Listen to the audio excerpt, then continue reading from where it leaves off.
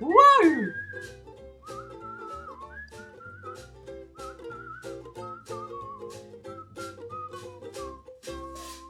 The first memories of going to Dublin, hitching up in when I was about 16. I got thrown out of school and went up to try and get a job in the Irish press, and they were going to take me on. But meanwhile, I was working in a pub up in Parnell Square, and I lived for a while off the South Circular Road, and with my uncle, he was called Pop, and he was an ex-policeman. But I knew there was something else that happened. He'd been in the British Army, and every Thursday he would collect his pension. I'd go with him, and then we'd come back to the house and have a bottle of Guinness. And one time he just suddenly slipped into another world, and he was back in India in the mutiny when the Irish soldiers went on strike. And all of a sudden we're back in this place, and he's walking up and down in the kitchen going through it in time, and word coming that they were going to be, executed or other things, and he was facing into death there in the small little room again. And then eventually he sat down, he went silent for about 15 minutes, 20 minutes, and then we returned to where we were. And that was an abiding memory, because he had never spoken about it ever before. It just suddenly came. Then there was another period which is coming to mind later on.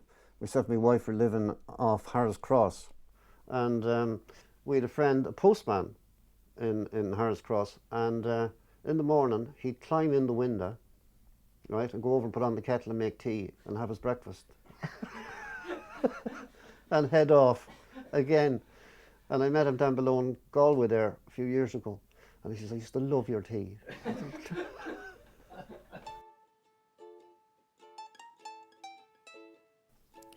20th Tuesday, St. Bernard.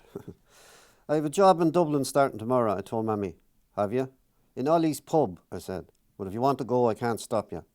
It'll only be for a few days. Yes, she said. I suppose you want some money. No, I said. I've saved what Harry gave me. There's a stain on those trousers of yours. Give them to me. So I gave her me trousers, and she soaked the stain. They'll be ready for you in the morning, she said. We went from the bath to the line and hung out the washing. That night she tapped on my bedroom door. So you're for the big city? Yes. Well, I've set the clock. Thank you, Ma. Come back to us in one piece, she said, and don't make a spectacle of yourself. I won't, I said. 22nd, Thursday. The Immaculate Heart of Mary. Was on the road at 7. In the Parnell bar at 11:30. Ollie was working as a waiter in a white jacket, bow tie and white socks. Will I start now? I asked Ollie. Go off and enjoy yourself, said his brother. So I headed off up O'Connell Street and went to see 55 Days at Pekin. Then back to Ollie, who got the afternoon off.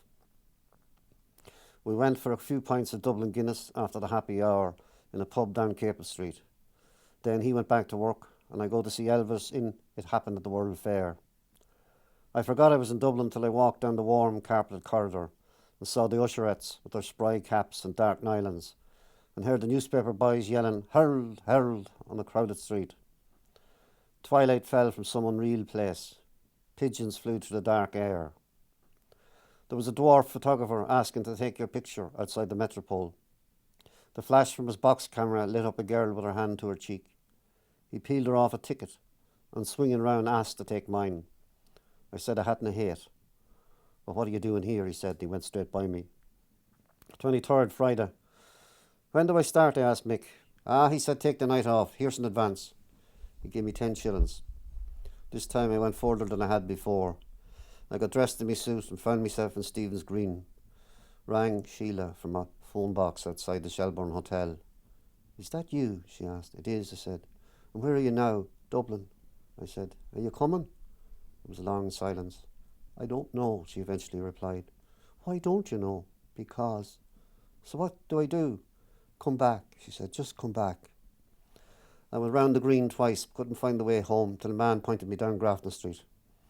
At last I found myself outside the National Ballroom in Parnell Square. I told the man at the door I was 19. "Go on," he said. "Honestly," I said. "Go on," he said. "Open the door." No one would dance with me. The Dixie show band, dressed as women, were playing a bunch of melodies. I met a young thing in the Mineral Bar. She was a nurse in Stevens and took me back to her flat in Phibsborough. There was a lot of other women there with eyebrows penciled painfully on, eating tuna fish and discussing menfolk in the kitchen. "So you scored," said one to Marlish. They looked at me. "You've been baby snatching." We sat out on the stairs talking. She asked me what did I do, and I told her I was going to be an architect. "Where?" she asked. I couldn't think. "I haven't started yet," I said. "Do you always tell lies?" "Yes," I said. "It was me father taught me. Always tell lies." I got lost on the way home and ended up in a fruit and vegetable market. It was the middle of the night and all the lights were on. Lorries of apples and spuds were being unloaded. A pub was open. I asked my way home. I rang the bell at Parnell House, and after a long time Mick answered it. "I thought you were the cops," he said. Now, I've forgotten all of that. Do you know what I mean? I've forgotten all of that. It was just another little... Maybe I just read it just for the crack. Yeah. 25th Sunday, 12th after Pentecost. I went to bed only to find that Smith was in it. "What are you saying?" he shouted out of his sleep. "What are you saying?" I said. "You're in me bed." And he said, "Leave it at the door." So I pushed him over and got in. Next thing I woke in the early morning to find him jigging against me. "Oh, Marion," he mumbled. "Stop it, you fuck you," I shouted. He woke and looked at me softly, then shot up in dismay. "What the fuck is going on?" he asked. "You were trying to ride me," I said. "Oh, Jesus," he said, and he leapt out of bed. All the barmen got up to go to Mass, as I did too. We shaved in front of one broken mirror, dashed our armpits with cold water, shook talcum down our vests. Shoes were polished in the kitchen. Suits came down off hangers, and we ate white bread and jam. We filed through the dark lounge. Johnny opened the pub door, and the five of us marched up O'Connell Street, through the pigeons and into the future. Later I rang Cavan. "Sheila?" "Yeah." "Dermot here." "What are you doing?" "I'm a waiter." "I mean, what are you going to do?" "I don't know." "I miss you." Then this other conversation with two people broke in, and I put the phone down. Later that night, after we'd finished, we headed off to hear Dickie Rock show band at Palm Beach. "Stop pawing me," shouts the blonde American in the back of the car. "Stop it." "Oh, come on," says Smith. "Stop," she screamed. We swung through the dark, wet streets. The car brakes to a stop outside Palm Beach with the sound of a ripped skirt. Something dark had happened. Across the car park, Dickie Rock was singing a slow melody. We walked past the men in tuxedos. The American got onto the floor to dance, then excused herself to go to the toilet, and she wasn't seen again. 26th Monday. My good shirt nearly went off to the laundry, and we got it back just in time. I rang Sheila, packed me stuff, and Mick gave me £1, 10 shillings. I swapped one of my jumpers for Johnny's and said goodbye. Ollie walked me towards Phibsborough. We shook hands at the church, and I headed on, glad to be going home in bright sunshine. I started a hitch from the North Circular. A man seated on a park seat was watching me. "Where are you headed?" he asked. "Cavan." "Can you not take the bus?" "No, I can't afford it." "Well, here's a fiver," he said. Even if I had a fiver, I said I wouldn't take the bus. "That doesn't matter. Take the fiver anyway." "Can I have your address?" I asked, and I'll send it on. "No need for that. Just give it to someone else down the line."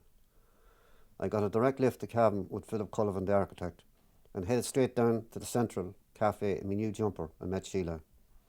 Then I went up to town and bought Una, my sister, nail varnish, got me mother a brooch, Maisie lipstick, and for Sheila a lovely neck chain belonging to Miriam that she left behind when she went to America.